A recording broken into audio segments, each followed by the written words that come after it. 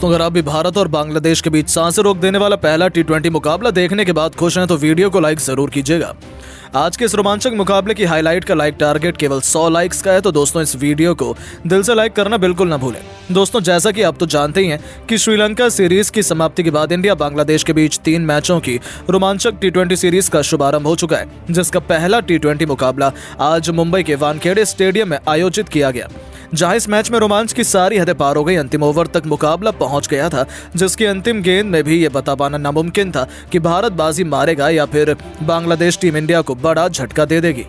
दरअसल दोस्तों, हुआ यह था कि यहां बांग्लादेश के कप्तान नजमुल हुसैन संतो ने टॉस जीतकर पहले बल्लेबाजी करने का फैसला चुना और यहां जब बांग्लादेश की टीम बल्लेबाजी करने के लिए उतरी तो हमेशा की तरह उनके लिए पारी की शुरुआत लिटन दास के साथ तंजीद हसन की खतरनाक जोड़ी मैदान में आई, जहां दोनों बल्लेबाजों से उम्मीद तो यही लग रही थी कि पहले विकेट के लिए बड़ी साझेदारी देखने के लिए मिले।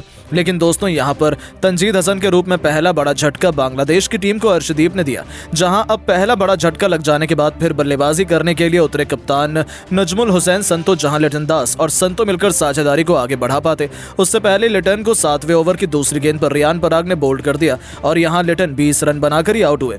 अब ये 2 बड़े झटके लग जाने के बाद बांग्लादेश की टीम पूरी तरह से लड़खड़ा चुकी थी। ऐसा लग रहा था कि आज के मुकाबले में बांग्लादेश की टीम ज्यादा से ज्यादा भारत के आगे 100 या 150 रन ही बना पाएगी। अब यहां संतो और शाकिब अल हसन पर पूरा दारोमदार था अपनी टीम के लिए ज्यादा से ज्यादा रन बनाने का। लेकिन दोस्तों, भारतीय गेंदबाजों को कहां पता था कि ये दोनों बल्लेबाज मिलकर आज अपनी टीम की किस्मत चमकाने वाले हैं। जी हां दोस्तों, हुआ ये कि संतो ने ताबड़तोड़ बल्लेबाजी अपने जैसी जारी रखी, उसी तरह का ढंग शाकिब ने भी दिया, जहां दोनों बल्लेबाजों ने मात्र 37 गेंदों में 72 रन की साझेदारी कर डाली थी। ये दौरान विकेट चटकाना काफी अहम हो चुका था। तभी कप्तान सूर्य ने फैसला किया कि वो गेंदबाजी पर अपने सबसे बड़े मैच विनर अर्शदीप सिंह को लेकर आएंगे और 14वें ओवर की तीसरी गेंद पर अर्शदीप ने शाकिब के रूप में तीसरा बड़ा झटका बांग्लादेश की टीम को दिया, जो कि 43 रन बनाकर आउट हुए। और उनके आउट हो जाने के बाद फिर बल्लेबाजी के लिए उतरे महमदुल्ला वो कप्तान संतो के साथ मिलकर साझेदारी को आगे बढ़ाते हैं और अपनी टीम के स्कोर को 170 रनों के पार ये दोनों बल्लेबाज लेकर पहुंचे। इस दौरान बांग्लादेश की टीम लगातार आगे बढ़ती चली जा रही थी और दूसरी तरफ संतो का बल्ला रुकने का नाम नहीं ले रहा था।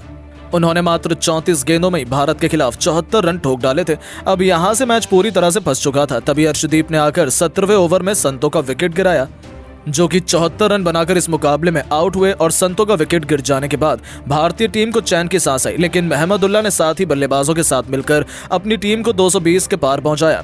इस दौरान महमदुल्ला ने जहां 53 रन बनाए और बांग्लादेश की टीम 20 ओवर में 5 विकेट के नुकसान पर भारत के खिलाफ 245 रन बनाने में कामयाब रही। और इस दौरान भारत के लिए सबसे ज्यादा 4 विकेट अर्शदीप सिंह के नाम रहे, तो वहीं 2 विकेट रियान पराग ने हासिल किए।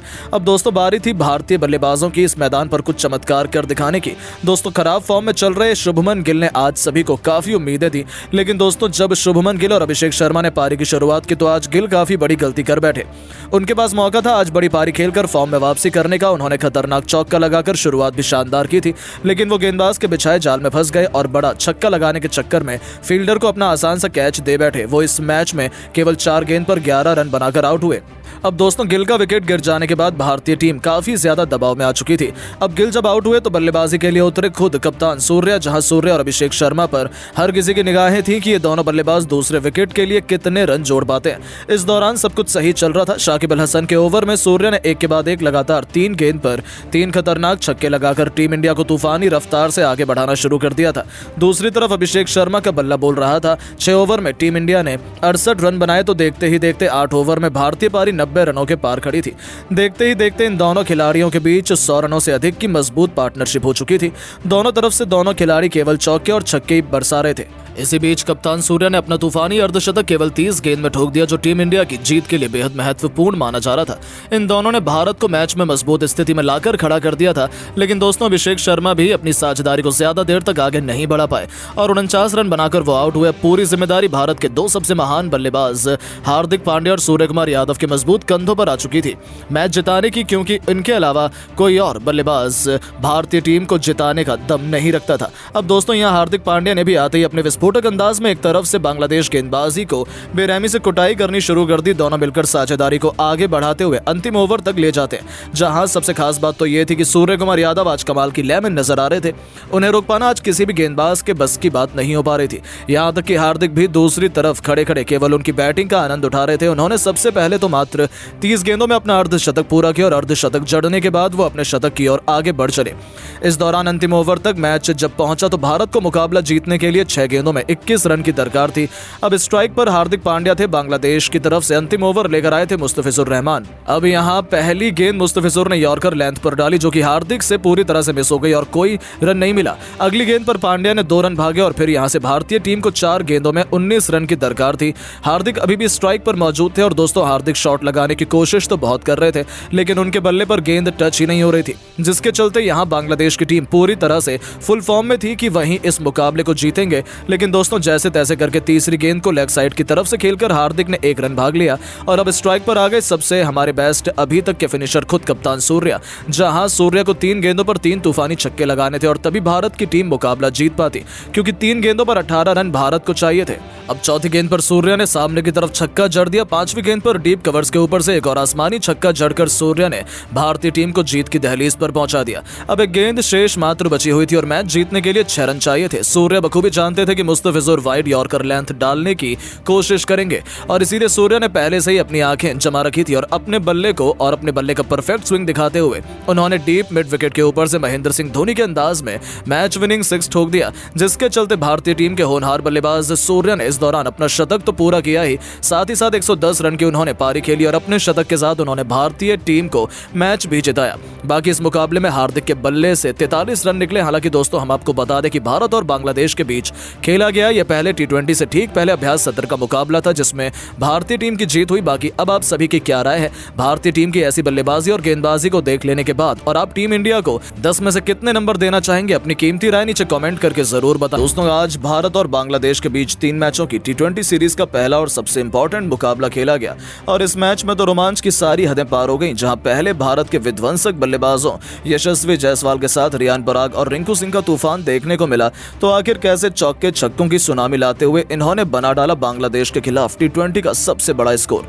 किस खिलाड़ी ने जड़ा शतक, किसने ठोके सबसे अधिक रन, उनकी तूफानी बैटिंग की पूरी हाईलाइट तो हम आपको दिखाएंगे ही, जिसे देखकर आप भी उनके फैन हो जाएंगे। तो ऐसे में आप इस वीडियो को अंत तक जरूर देखिएगा, लेकिन उससे पहले अगर आप भी टीम इंडिया के बहुत बड़े फैन है तो आप इस वीडियो को एक लाइक जरूर कर लीजिए। दोस्तों जैसा कि आप सभी तो जानते हैं कि इंडिया और श्रीलंका दौरे की समाप्ति के बाद इंडिया बांग्लादेश के बीच 3 मैचों की T20 सीरीज का शुभारंभ हो चुका है, जिसका पहला मुकाबला आज मुंबई के ऐतिहासिक वानखेड़े क्रिकेट स्टेडियम पर शुरू हुआ, जहां टीम इंडिया इस मैच को जीतकर सीरीज अपने नाम करना चाहती थी। वहां इस मैदान पर बांग्लादेश के कप्तान नजमुल हुसैन संतो ने टॉस जीतकर पहले गेंदबाजी करने का फैसला किया और इंडिया की टीम को पहले बल्लेबाजी करने के लिए आमंत्रित किया, जिसके बाद में भारतीय टीम पहले बल्लेबाजी करने के लिए मैदान पर आई।